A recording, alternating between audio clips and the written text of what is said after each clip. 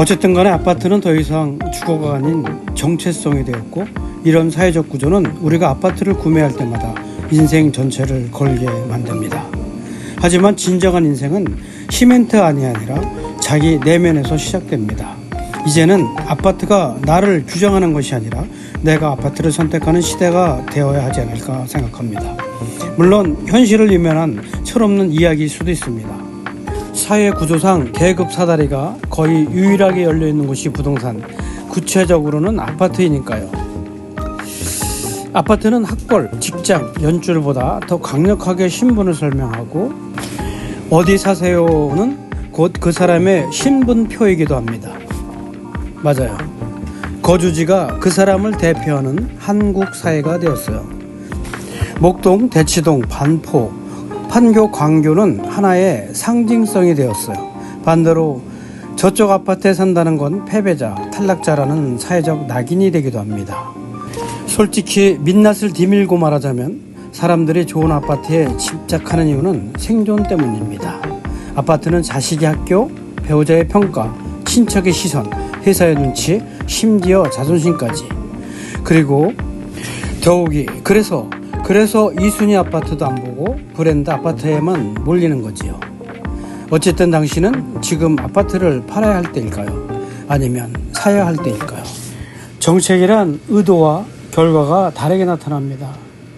보시는 표와 같이 진보 정권은 집값을 잡으려는 의도로 각종 규제를 강화했지만 오히려 시장 매물이 줄고 공급이 위축되는 결과를 초래해서 결과적으로 가격이 큰 폭으로 상승했습니다. 반면 보수 정권은 규제를 완화해서 부작용을 막으려는 의도로 정책을 피는데, 단기적으로는 시장이 숨통에 튀었다고 인식해서 과열을 막는 심리 효과를 가져왔었습니다. 그렇습니다. 진보 정권은 규제를 통해서 불평등을 해소하려 했지만 그 과정에서 공급이 억제되거나 혹은 공급을 억제하거나 시장의 신뢰를 무너뜨리는 결과가 초래되어서 오히려 집값을 크게 자극했었죠. 다음의 표는 일반적으로 진보 정권과 보수 정권의 부동산에 대한, 구체적으로는 아파트에 대한 일반적인 흐름을 도식화한 것입니다.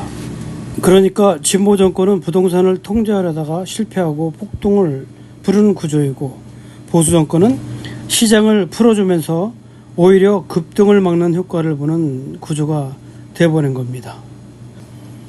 그런데 시장은 단순하게 규제냐 완화냐가 아니라 정부가 어떤 시그널을 시장에 줬느냐, 국민이 그 신호를 어떻게 해석하느냐가 핵심입니다. 오늘도 수많은 전문가들이 자기의 이권을 위해서, 자기의 학설을 위해서, 자기가 지지하는 정당을 위해서, 자신의 정체성을 위해서 옳고 그름을 예측하고 추측하고 설득하고 있습니다. 이것은 이재명 정부의 부동산 정책의 방향성을 추론해 본 겁니다.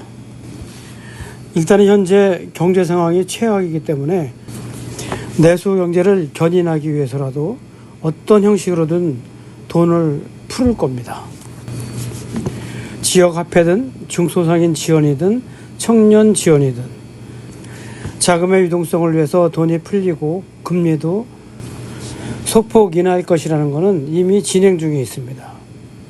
그런데 그 풀린 돈이 소비와 투자 쪽으로 퍼지다가 어느샌가 부동산으로 새어나갈 수가 있어요.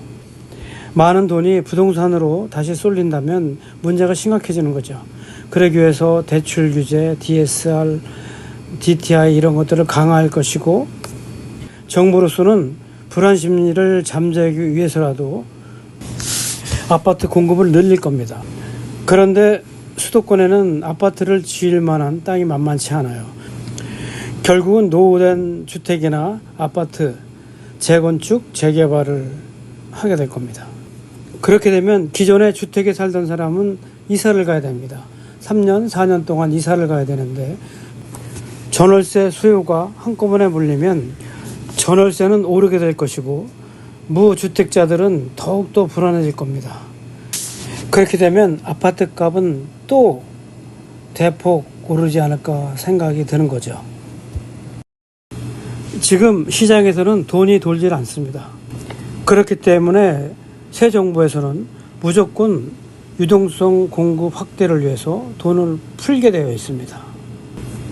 그렇게 되면 시장에서는 돈을 부르기 시작했다는 느낌이 확산될 겁니다. 그러다가 어느새 소비 진작을 위해서 풀었던 돈이 자산시장으로 급격히 이동할 수 있는 확률도 있습니다. 부동산이죠. 그런데 웬만한 재력가가 아니면 자기 돈을 현금으로 아파트를 살 수 있는 사람은 몇 안 됩니다. 대체적으로 은행에서 돈을 빌리죠.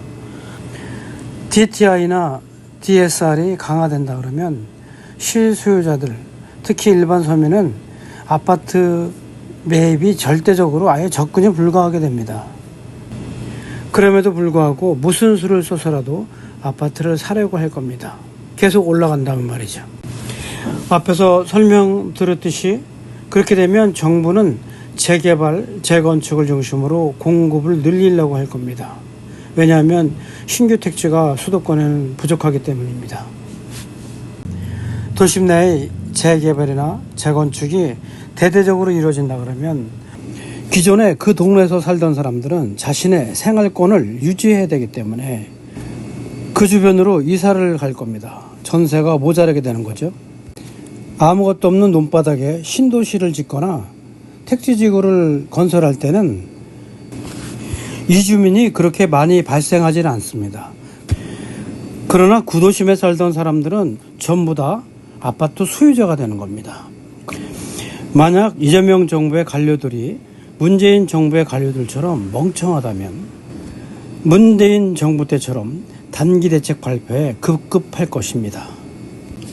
그러면서도 마구 풀어놓은 돈이 부동산으로 유입될 것을 걱정하여 노심초사할 것입니다. 그러나 사람들은 어쨌든 돈을 벌고 싶어 합니다. 그래서 주식과 스타트업 지원, 인프라 투자, 정책 펀드 같은 것을 활성화시킬 겁니다.